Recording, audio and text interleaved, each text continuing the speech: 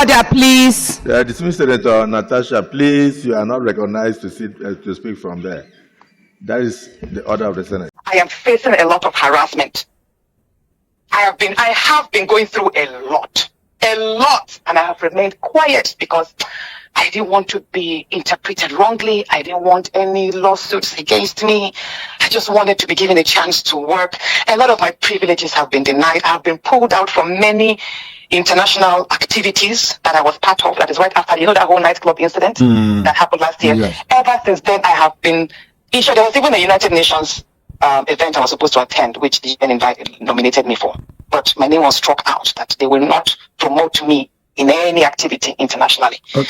So every event I have been going for since last year have been self-sponsored. Whenever I feel an international event is of importance to my constituents, to Nigerian women, to Nigeria, I buy my tickets myself and I fund my trips myself. I just don't speak about it. So I have been going through a lot. So yesterday was just that changing my seat was more of a chance of silencing me or alienating me from being seen.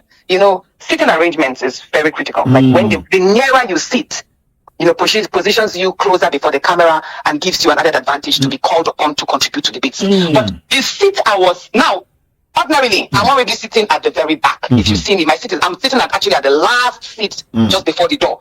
But then I was now moved suddenly without notice, without any information. My seat was moved to the far corner, a part where the cameras don't capture. Like if you sit over there, the cameras you won't even be captured. Nobody will be able to, except maybe they zoom out and they get to see you there. You will just easily be missing out. You can raise your hands up and nobody will call you.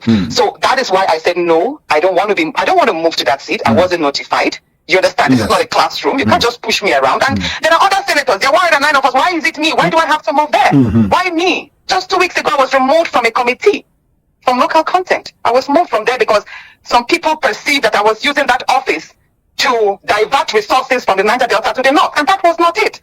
We have the Jakarta-Kaduna-Kano pipeline, which is going to be completed by the second quarter of this year, and we need feed gas for that. And the wake of, Nigeria is now positioning itself to be more productive, industrialization is picking up. So the factories up north, like other parts of Nigeria, we need greater electricity supply. And now we have CNG cars vehicles being converted to CNG.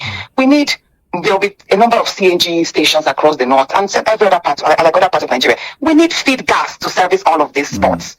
And it was even the president that assented to the executive order. So how does that, why picking on me? Like, basically, I'm not going to mention names specifically, but there's a whole lot going on. And all I would just say is, I appreciate Nigerians for standing up. I have been going through a lot, but I will not mention names. It's okay. And in due time, if it depends on how things go, in due time, I might have to come up personally to speak on everything. Thank you very much. I know that right now they are planning my suspension. If I'm suspended, fine. It will not stop me from doing my work wherever I can. Do you understand? I have a number of projects in line, and I will keep serving my people. I'll keep being a voice. Thank you very much. Do you understand? And I will keep being a law-abiding citizen. So yesterday, I did not speak out of order. He was reading my suspension, and I had to invoke Order 10, which is an order of privilege, which meant instead of suspending me, if you find me faulty in any area, send me to face the Ethics and Privileges Committee, almost like a panel. That was what I did. I had to invoke that order, which was a right of every senator who felt their rights were being infringed upon. That was what I did. If I had not done that, I would have been suspended on the floor. So I had to say that to prevent the suspension at that point. But I'm aware that there are still plans on the way to suspend me. And if I'm suspended... Yes, I had said it, that there will be underlying factors for the kind of beef we see between Natasha and the Senate president. She has come out to say a lot of things as to why they treat her the way they treat her in the Senate.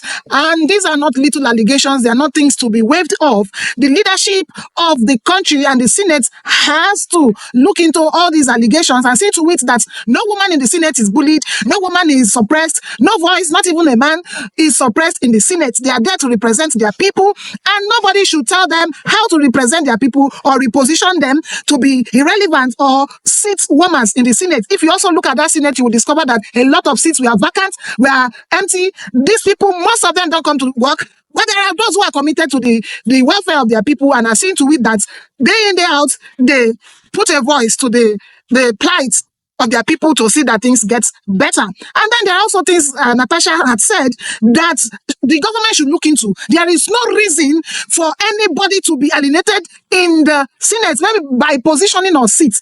She said there are places they put you and you cannot lend a voice. The camera cannot reach you. Why should it be like that? Everywhere should be visible. Everywhere should be reachable to the cameras, and the proceedings should be clear. So these things should be addressed so that issues like this will not be coming up. Anybody can sit anywhere in the Senate and be seen, be noticed, contribute to why they are there in the Senate. And if anybody is planning to suspend Natasha Akpoti, the person should think again. She only stood up to what she saw as an oppression.